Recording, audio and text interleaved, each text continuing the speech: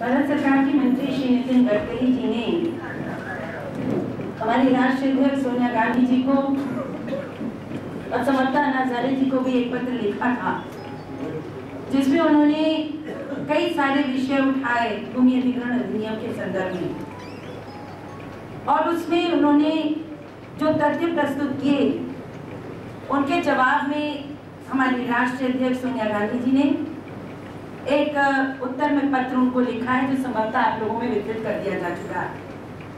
परंतु मैं उनके कुछ मुख्य बिंदुओं को आपके समक्ष जरूर रखना चाहूंगी।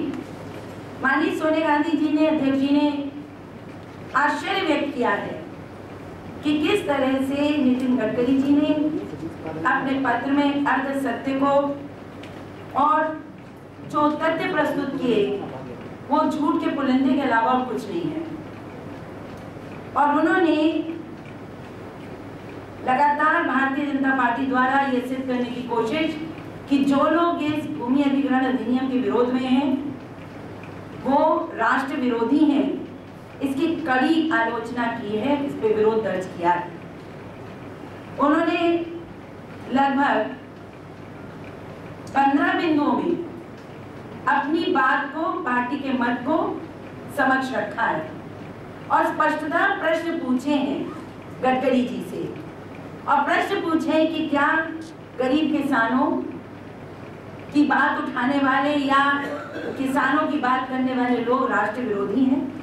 अगर भूमि अधिग्रहण अधिनियम में जो संशोधन ये सरकार लाना चाहती है, मोदी सरकार, अगर वो संशोधनों में गरीब किसान, भूमिहीन किसान और उससे जुड़े हुए मजदूरों और जीविका पालने वाले लोगों की बात करना राष्ट्र विरोधी है, तो फिर राष्ट्रवादी बात क्या होगी? और एक एक करके उन्होंने हर बिंदु पर उनका पर्दाफाश किया है, चाहे वो मुआवजा देने की बात हो, चाहे वो सोशल इम्पैक्ट असेसमेंट की बात हो, चाहे उसमें जो भूमि अधिकृत पहले की गई थी और अभी तक कब्जे में नहीं ली गई, मुआवजा नहीं दिया, उसको बढ़ावा मुआवजा देने की बात हो, चाहे इंडस्ट्रियल कॉरिडोर के नाम पर लाखों करोड़ भूमि अधिकृत करके बाद में पूंजीपतियों को लाभ देने की बात हो, चाहे रोजी से रोजगार से और लोगों को पुनर्स्थापित करने के का विषय हो, हर विषय पर उन्होंने प्रश्न चिन्ह लगाकर वापस गडकरी जी को चिट्ठी लिखी और सत्य को उन्होंने समक्ष रखा है कि 2013 के हमारे जो हमने भूमि अधिग्रहण कानून बनाया उसमें जितनी बातें किसान से या किसानी से जुड़े हुए लोगों की या ग्रामीणों की चिंताएं थी, उनको दूर करने की कोशिश की थी, उसको इस नए अध्यादेश जो कानून बनाने की कोशिश हो रही है इसमें नजरअंदाज कर दिया गया है। तो मोदी सरकार का जो ये भूमि अधिग्रहण अधिनियम है वो झूठ का पुलिंदा है और सत्यों पर लोगों को, प्रदेश के लोगों को भ्रमित करने का प्रयास किया जा रहा है। ये हमारी राष्ट्रीय अध्यक्ष ने उनको एक लंबा पत्र लिखा है जो आपको वितरित किया जा चुका है। और निश्चित रूप से जो उनका कहना कि क्या गडकरी जी ने बड़े एक भाव में पूछा है कि क्या हमारे देश में जो रक्षा यंत्र है, जो रक्षा के हमारे जो वेपन्स हैं वो हिंदुस्तान में नहीं बनने चाहिए, जिसके लिए हमें जमीन चाहिए।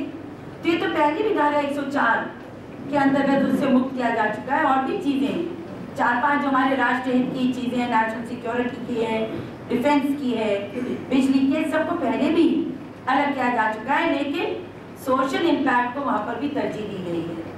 तो हमारा कहना इतना है कि पहली बात तो नितिन गडकरी जी को पत्र लिखने की आवश्यकता क्या थी, क्योंकि वो तो ग्राम विकास मंत्री नहीं है। पत्र लिखना ही है तो ग्राम विकास मंत्री लिखते। और फिर उन्होंने ये चैलेंज किया कि हमसे बात कर लें। तो अन्ना हजारे साहब ने तो चैलेंज प्रधानमंत्री जी को किया है कि बात करें। हमारी पार्टी तो रोज ही मीडिया में इस अध्यादेश के विरोध में खड़ी है और हमारी राष्ट्रीय अध्यक्ष ने साफ कहा है कि इस मुद्दे पर हमारा संघर्ष चलता रहेगा। क्यों? क्योंकि किसानों के हित को हम नजरअंदाज नहीं होने देंगे। 80% किसानों की मर्जी के बिना और 70% किसानों की मर्जी के बिना ना तो हमारी जो भूमि अधिग्रहण है, चाहे पीपीपी मॉडल हो, चाहे वो हमारे अपने गवर्नमेंट के प्रोजेक्ट्स हों उनके लिए ना लिया जाए, ये हमारी प्रतिबद्धता है। हम अपने बात पर अडिग हैं और हम चाहते हैं कि यह बिल जिस रूप में सरकार ला रही है वो पारित नहीं होना चाहिए। 2013 की जो हमारा जो अधिनियम है, जो कानून है, दैट इज द सोल, वो आत्मा है इस देश के किसानों के हित की, और उसको बरकरार रखना हमारा फर्ज है। दूसरी बात हम आपको अपनी पार्टी की ओर से कहना चाहते हैं कि माननीय पूर्व प्रधानमंत्री अटल बिहारी वाजपेयी जी को भारत रत्न दिया जा रहा है। उसमें हमारी पार्टी उन्हें बधाई देती है, शुभकामनाएं भी देती है और उनके दीर्घ जीवन की कामना भी करती है। हम उनको बधाई देते हैं कि उन्हें इसके लिए चुना गया।